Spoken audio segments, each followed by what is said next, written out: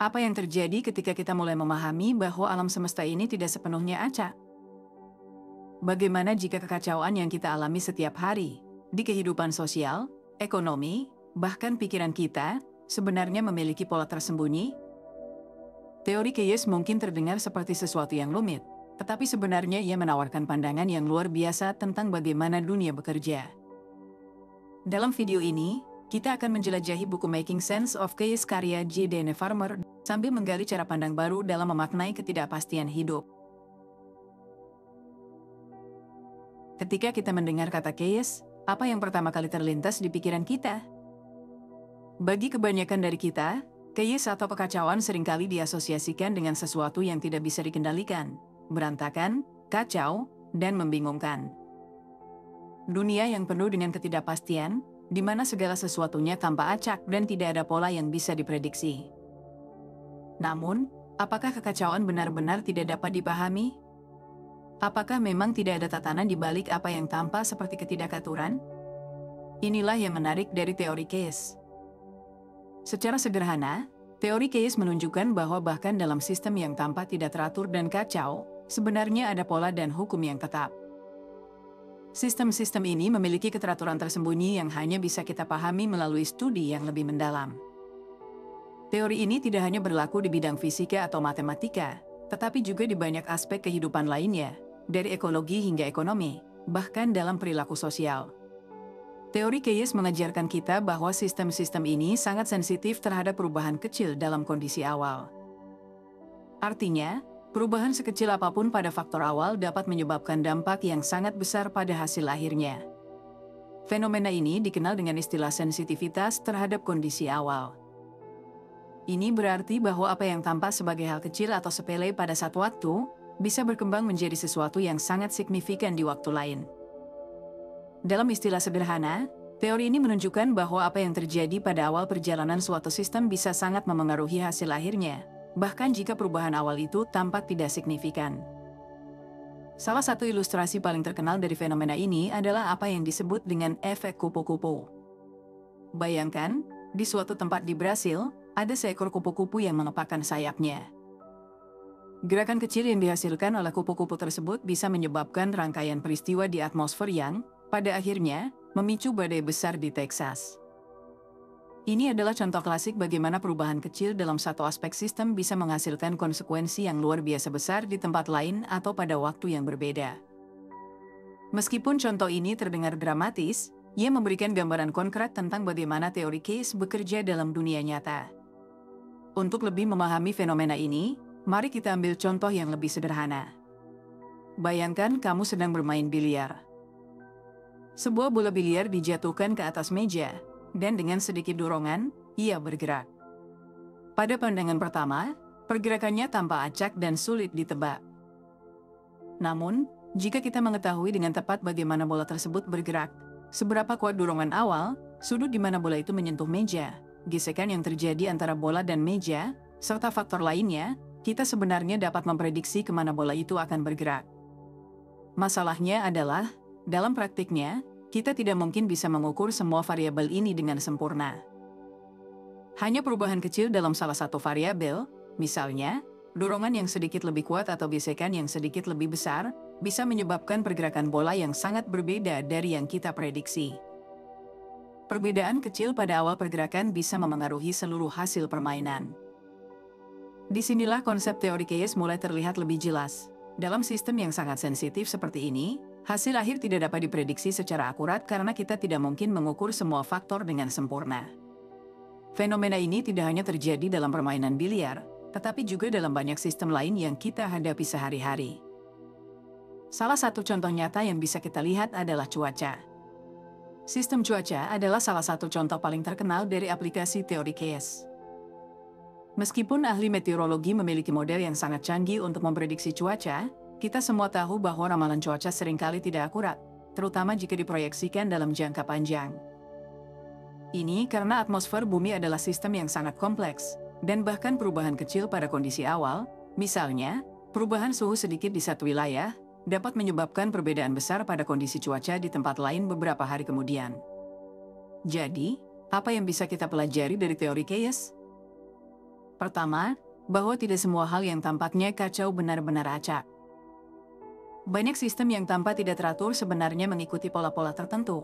Meskipun pola-pola itu mungkin sulit diprediksi karena sangat sensitif terhadap perubahan kecil pada kondisi awal. Kedua, teori chaos memberi kita wawasan tentang keterbatasan prediksi dalam dunia nyata. Bahkan dengan teknologi dan model matematika yang canggih, prediksi kita seringkali tidak akurat karena adanya ketidakpastian dalam kondisi awal. Tetapi, ini bukan berarti bahwa kita tidak bisa memahami atau memanfaatkan kekacauan ini. Teori chaos mengajarkan kita bahwa meskipun ketidakpastian selalu ada, kita masih bisa melihat pola dan hukum yang mendasarinya. Dengan memahami sensitivitas terhadap perubahan kecil, kita bisa lebih bijak dalam menghadapi kompleksitas dunia ini. Dalam kehidupan sehari-hari, kita sering dihadapkan pada peristiwa yang tampak acak dan tak terduga. Dari fluktuasi harga saham hingga perubahan sosial yang tiba-tiba, seolah-olah dunia di sekitar kita berjalan tanpa pola yang jelas. Namun, apakah semua ini benar-benar acak? J. Dane Farmer, dalam bukunya, menunjukkan kepada kita bahwa banyak hal yang kita anggap sebagai kekacauan sebenarnya mengikuti pola-pola tertentu yang dapat dipahami melalui lensa teori chaos. Salah satu contoh paling relevan dari penerapan teori chaos dalam kehidupan nyata adalah pasar saham. Pasar saham seringkali dianggap sebagai arena yang tidak bisa ditebak, dipenuhi spekulasi, perilaku emosional, dan kejadian yang tidak dapat diprediksi. Harga saham dapat melonjak tinggi atau turun drastis dalam hitungan detik tanpa alasan yang tampak jelas. Banyak orang percaya bahwa pergerakan pasar saham ini sepenuhnya acak dan tidak ada yang bisa mengendalikannya. Namun, teori chaos memberi kita perspektif baru untuk memahami fluktuasi pasar. Meskipun pergerakan saham tampak tidak teratur, sebenarnya ada pola-pola tersembunyi di baliknya. Para ilmuwan dan ahli ekonomi, dengan menggunakan teori chaos, telah mulai memetakan perilaku pasar dan menemukan bahwa ada pola tertentu dalam fluktuasi besar yang terjadi. Meski tidak mungkin memprediksi setiap pergerakan pasar secara pasti, pola-pola ini memberikan wawasan yang lebih mendalam tentang bagaimana pasar bereaksi terhadap berbagai faktor, baik internal maupun eksternal. Sebagai contoh, fluktuasi pasar yang besar seringkali disebabkan oleh reaksi berantai dari perubahan kecil dalam variabel tertentu, mirip dengan konsep efek kupu-kupu yang kita bahas sebelumnya. Keputusan ekonomi kecil, seperti perubahan suku bunga oleh bank sentral, bisa memicu reaksi yang lebih besar di pasar global. Faktor-faktor ini, yang tampaknya sepele pada awalnya, dapat menyebabkan gelombang besar yang tidak hanya memengaruhi pasar saham, tetapi juga ekonomi dunia secara keseluruhan. Ini adalah contoh nyata bagaimana teori chaos bekerja dalam sistem ekonomi kita. Tidak hanya dalam dunia ekonomi, teori chaos juga bisa diaplikasikan dalam perubahan sosial. Misalnya, perubahan tren atau gerakan sosial seringkali terlihat tiba-tiba dan tak terduga. Namun, seperti halnya dalam pasar saham, ada pola-pola tertentu yang dapat dipahami. Sebuah gerakan sosial yang besar bisa dimulai dari peristiwa kecil, seperti sebuah tweet viral atau video yang mendapatkan perhatian luas. Seperti dalam teori chaos, perubahan kecil ini bisa memicu dampak yang jauh lebih besar, menciptakan gelombang perubahan sosial yang tidak terduga. Farmer mengajarkan kita bahwa dengan memahami bagaimana teori chaos bekerja, kita dapat mulai melihat keteraturan di tengah-tengah kekacauan. Alih-alih menganggap dunia sebagai tempat yang sepenuhnya acak, kita mulai menyadari bahwa banyak fenomena di sekitar kita, meskipun tampak kacau, sebenarnya mengikuti hukum-hukum tertentu. Ini memberi kita kemampuan untuk tidak hanya memahami, tetapi juga mengantisipasi beberapa perubahan yang terjadi di sekitar kita. Teori chaos memiliki sejarah yang menarik dan berawal dari bidang meteorologi. Pada awal 1960-an, seorang ilmuwan bernama Edward Lorenz sedang mencoba membuat simulasi cuaca menggunakan komputer, sebuah inovasi yang pada waktu itu sangat canggih. Tujuan dari simulasi ini adalah untuk memprediksi cuaca dengan lebih akurat, karena cuaca merupakan salah satu fenomena yang sangat sulit diprediksi akibat banyaknya faktor yang memengaruhi perubahan atmosfer. Suatu hari, saat Lorenz mengulang simulasi cuacanya, ia memutuskan untuk memasukkan angka yang sedikit berbeda dari simulasi sebelumnya, berharap hasilnya akan hampir sama. Perbedaannya sangat kecil, hanya beberapa angka di belakang koma, jadi dia mengira bahwa hasil simulasi akan tetap konsisten. Namun, apa yang terjadi benar-benar di luar dugaannya. Hasil simulasi yang baru tersebut ternyata sangat berbeda dari yang pertama. Ini membingungkan Lorenz, karena ia mengharapkan hasil yang hampir identik. Inilah momen penting yang mengawali teori chaos. Edward Lorenz menyadari bahwa sistem cuaca sangat sensitif terhadap perubahan kecil dalam kondisi awal. Bahkan perubahan sekecil apapun bisa menyebabkan perbedaan besar dalam hasil akhir. Dari sini muncul konsep yang kemudian dikenal sebagai sensitivitas terhadap kondisi awal, yang menjadi salah satu pilar utama teori chaos. Istilah yang lebih populer yang menggambarkan fenomena ini adalah efek kupu-kupu, sebuah konsep yang menggambarkan bagaimana kepakan sayap seekor kupu-kupu di Brasil dapat memicu badai di Texas. Temuan Lorenz ini membuka jalan bagi pemikiran baru dalam ilmu pengetahuan. Ia menunjukkan bahwa meskipun kita memiliki model yang sangat baik untuk memahami cuaca, selalu ada keterbatasan dalam prediksi kita karena adanya ketidakpastian di level yang sangat kecil. Hal ini tidak hanya berlaku untuk cuaca, tetapi juga untuk banyak sistem lain yang ada di alam. Penemuan ini menantang pandangan tradisional di ilmu pengetahuan, yang seringkali berasumsi bahwa semua fenomena alam bisa diprediksi dengan tepat jika kita mengetahui semua variabel yang terlibat. Setelah temuan Lorenz, para ilmuwan mulai melihat potensi teori chaos untuk diterapkan dalam berbagai bidang. Generasi baru ilmuwan terinspirasi oleh ide bahwa banyak fenomena di alam, baik yang bersifat fisik, biologis, atau sosial, dapat dijelaskan menggunakan prinsip-prinsip chaos. Mereka menyadari bahwa banyak sistem alamiah, dari pergerakan planet hingga detak jantung manusia, tidak hanya dipengaruhi oleh faktor besar yang mudah diukur, tetapi juga oleh perubahan kecil yang sulit diprediksi, yang dapat mengarah pada hasil yang sangat berbeda. Salah satu aplikasi lain dari teori chaos adalah dalam ekologi. Ekosistem, seperti cuaca, adalah sistem yang sangat kompleks. Populasi hewan dan tumbuhan dapat berfluktuasi dengan cepat dan seringkali sulit diprediksi.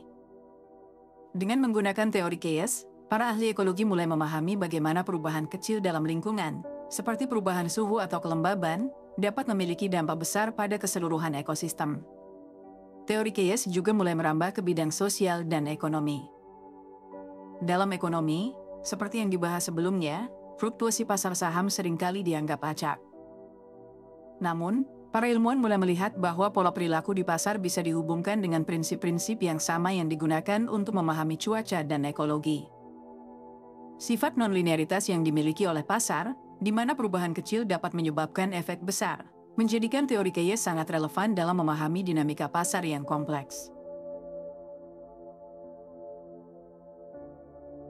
Teori chaos bukan hanya konsep abstrak yang terbatas pada sains atau simulasi komputer.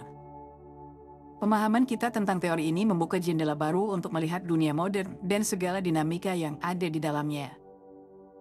Dari inovasi teknologi hingga kebijakan publik, teori chaos memiliki peran penting dalam menjelaskan fenomena yang seringkali tampak tidak terduga atau acak.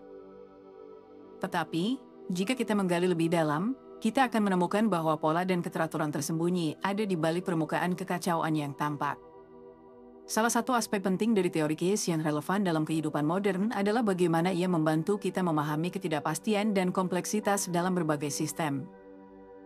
Di era teknologi dan informasi yang terus berkembang, teori chaos menawarkan kerangka berpikir yang memungkinkan kita menghadapi perubahan yang cepat dan seringkali tidak terduga. Sebagai contoh, dunia digital dan internet telah menciptakan jaringan global yang kompleks dan terhubung, di mana interaksi kecil dapat memiliki dampak yang besar, mirip dengan prinsip-prinsip yang ditemukan dalam teori chaos.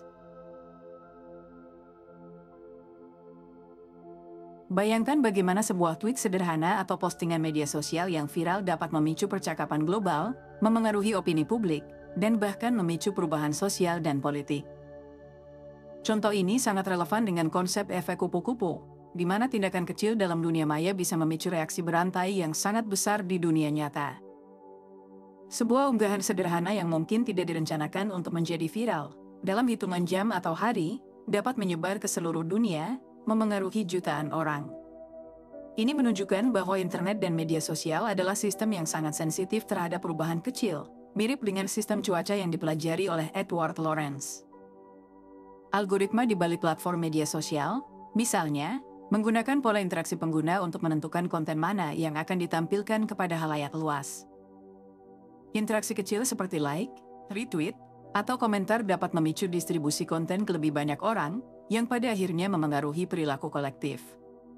Sama seperti dalam teori chaos, pola distribusi informasi di dunia digital ini mungkin tanpa acak atau tidak terduga, tetapi sebenarnya mengikuti prinsip-prinsip yang sangat teratur, meskipun sulit diprediksi. Ini juga menjelaskan mengapa beberapa konten yang tampaknya tidak penting dapat menjadi fenomena global, sementara konten lain yang direncanakan dengan baik justru tidak mendapatkan perhatian yang signifikan. Dalam dunia bisnis dan kebijakan publik, teori chaos juga memberikan wawasan penting tentang bagaimana keputusan kecil dapat memiliki konsekuensi besar yang tidak terduga. J. Dane Farmer dalam buku Making Sense of Chaos menggambarkan bahwa banyak keputusan yang diambil oleh pemerintah atau perusahaan besar sebenarnya sangat dipengaruhi oleh faktor-faktor yang sulit diprediksi atau diukur. Contohnya, dalam pengambilan kebijakan ekonomi, keputusan yang tampaknya kecil, seperti perubahan suku bunga, bisa memiliki dampak besar pada ekonomi global. Keputusan ini dapat memicu reaksi pasar yang tidak terduga, menyebabkan fluktuasi mata uang, atau bahkan menciptakan krisis keuangan. Seperti dalam teori chaos, pola yang muncul dari kebijakan ini seringkali sulit diprediksi, tetapi mengikuti keteraturan tersembunyi yang dapat dianalisis dengan alat yang tepat. Ini juga relevan dalam konteks ketidakpastian bisnis.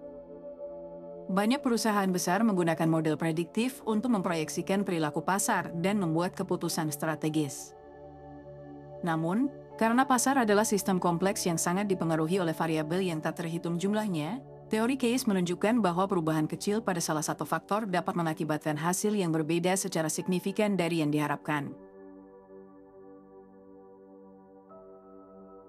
Selain dalam dunia digital dan ekonomi, teori chaos juga memiliki aplikasi yang menarik dalam dunia kesehatan dan psikologi. Tubuh manusia adalah sistem biologis yang sangat kompleks, di mana banyak proses bekerja secara bersamaan dan saling memengaruhi satu sama lain. Misalnya, detak jantung manusia adalah salah satu contoh nyata dari sistem chaos. Meskipun detak jantung terlihat teratur, variasi kecil dalam ritmenya sebenarnya merupakan tanda kesehatan yang baik. Penelitian dalam bidang fisiologi telah menunjukkan bahwa variasi dalam detak jantung mengikuti pola yang bisa dijelaskan melalui teori chaos. Ketika sistem jantung berfungsi dengan baik, ia mampu beradaptasi dengan perubahan yang cepat dalam lingkungan dan aktivitas fisik. Namun, ketika sistem ini kehilangan fleksibilitasnya, detak jantung menjadi terlalu teratur, yang justru bisa menjadi tanda awal dari masalah kesehatan seperti penyakit jantung. Variasi kecil ini menunjukkan bahwa tubuh manusia adalah sistem yang sangat sensitif terhadap perubahan kecil, yang sejalan dengan konsep dasar teori chaos. Dalam bidang psikologi, teori chaos juga membantu kita memahami dinamika pikiran dan emosi manusia. Pikiran manusia adalah sistem yang sangat dinamis dan kompleks, di mana setiap perubahan kecil dalam keadaan emosional atau mental bisa memicu rangkaian peristiwa yang lebih besar. Sebagai contoh, stres kecil dalam kehidupan sehari-hari, jika tidak dikelola dengan baik, bisa berkembang menjadi kecemasan yang lebih besar atau bahkan depresi. Dalam hal ini, teori chaos mengajarkan bahwa perubahan kecil dalam kesejahteraan mental bisa memiliki dampak besar pada keseluruhan kondisi psikologi seseorang. Ketidakpastian adalah bagian integral dari kehidupan, dan seringkali kita merasa cemas atau bahkan frustrasi ketika dihadapkan dengan situasi yang tidak bisa kita kendalikan. Namun, teori chaos mengajarkan kita bahwa ketidakpastian tidak selalu berarti ketidakberaturan sepenuhnya. Ada pola yang tersembunyi di dalam kekacauan, dan jika kita belajar untuk melihat dan memahami pola tersebut, kita bisa menghadapi ketidakpastian dengan lebih bijaksana. Dalam hidup sehari-hari, banyak dari kita mungkin tidak menyadari bahwa konsep-konsep dalam teori chaos sebenarnya bisa diterapkan untuk menghadapi tantangan yang kita hadapi. Seperti yang diungkapkan oleh J. Dane Farmer dalam buku mereka Making Sense of Chaos, memahami bagaimana sistem bekerja di tengah kekacauan bisa memberikan kita strategi yang lebih efektif dalam mengatasi perubahan besar dan kecil dalam hidup. Salah satu konsep yang paling terkenal dalam teori chaos adalah efek kupu-kupu, ide bahwa perubahan kecil dalam suatu sistem bisa menghasilkan dampak yang sangat besar di masa depan. Contoh ini bisa kita lihat dalam kehidupan kita sendiri. Keputusan-keputusan kecil yang kita buat setiap hari mungkin tampak tidak signifikan, tetapi mereka dapat memicu perubahan yang lebih besar dan berdampak pada kehidupan kita dalam jangka panjang. Misalnya, keputusan sederhana untuk bangun 10 menit lebih awal setiap hari mungkin tidak tampak seperti perubahan besar, tetapi dalam jangka panjang, kebiasaan ini dapat mempengaruhi produktivitas, mood, dan bahkan kesehatan kita secara keseluruhan. Ini mencerminkan prinsip dasar dalam teori Keyes bahwa perubahan kecil pada awal sistem bisa menghasilkan hasil yang jauh berbeda dari yang diharapkan. Di dunia kerja, keputusan kecil seperti menunda email, memilih untuk mendengarkan orang lain dengan lebih baik, atau mengambil risiko yang tampaknya kecil bisa memiliki dampak besar pada karir. Sama seperti bagaimana kupu-kupu yang mengepakkan sayapnya bisa memicu badai di tempat lain, tindakan sederhana kita sehari-hari memiliki konsekuensi yang mungkin tidak kita sadari pada saat itu. Teori Keyes tidak hanya berlaku dalam konteks fisik atau ekonomi, tetapi juga dalam aspek sosial dan emosional kehidupan kita. Hubungan manusia, misalnya, adalah sistem yang sangat kompleks dan seringkali tampak tidak terduga. Perasaan kita terhadap orang lain, dinamika kelompok, dan hubungan interpersonal semuanya dipengaruhi oleh berbagai variabel yang sulit diukur dan diprediksi. Namun, jika kita menerapkan konsep dari teori Keyes, kita dapat memahami bahwa interaksi kecil dalam hubungan dapat memiliki dampak besar. Sebuah percakapan singkat, tindakan kebaikan yang sederhana, atau bahkan kesalahpahaman kecil bisa berkembang menjadi sesuatu yang jauh lebih besar dan lebih kompleks. Ini mengingatkan kita bahwa, dalam hubungan sosial, setiap tindakan atau keputusan kecil kita berpotensi mempengaruhi arah dan hasil hubungan tersebut dalam jangka panjang. Di sisi emosional, hidup kita seringkali dipenuhi dengan gelombang emosi yang tidak stabil. Dalam teori Keyes, sistem yang tampak tidak stabil sebenarnya bisa mengikuti pola yang teratur.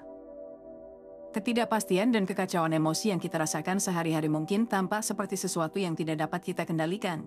Tetapi teori Keyes mengajarkan bahwa di balik semua itu, ada pola yang bisa kita pahami. Misalnya, dengan memahami bagaimana respons emosional kita terhadap stres atau kecemasan dipengaruhi oleh berbagai faktor kecil, kita bisa belajar untuk mengelola emosi kita dengan lebih baik. Perubahan kecil dalam rutinitas harian, seperti berolahraga atau bermeditasi selama beberapa menit setiap hari, dapat membantu kita mengendalikan respons emosional kita dalam menghadapi tantangan yang lebih besar. Memahami Keyes memberi kita pandangan baru tentang dunia ini. Alih-alih merasa terjebak dalam ketidakpastian, kita bisa melihat bahwa di balik setiap kekacauan, ada pola tersembunyi yang bisa kita pelajari. Buku Making Sense of Keyes membantu kita memahami dunia yang kompleks ini dan memberi kita alat untuk menghadapi ketidakpastian dengan cara yang lebih bijaksana. Teori Keyes mungkin tidak menawarkan solusi untuk semua masalah hidup, tetapi ia memberi kita harapan bahwa di dalam setiap perubahan besar, ada pola yang bisa kita temukan. Dan dengan pemahaman itu, kita bisa menghadapi kehidupan dengan lebih percaya diri. Terima kasih sudah menemani dari awal sampai akhir, dan terima kasih buat kalian yang udah selalu dukung aku. Kalau kalian ada ide pembahasan buku selanjutnya, jangan lupa komen di bawah. Lalu like dan subscribe untuk lebih banyak pembahasan buku yang bisa merubah cara pandangmu terhadap dunia.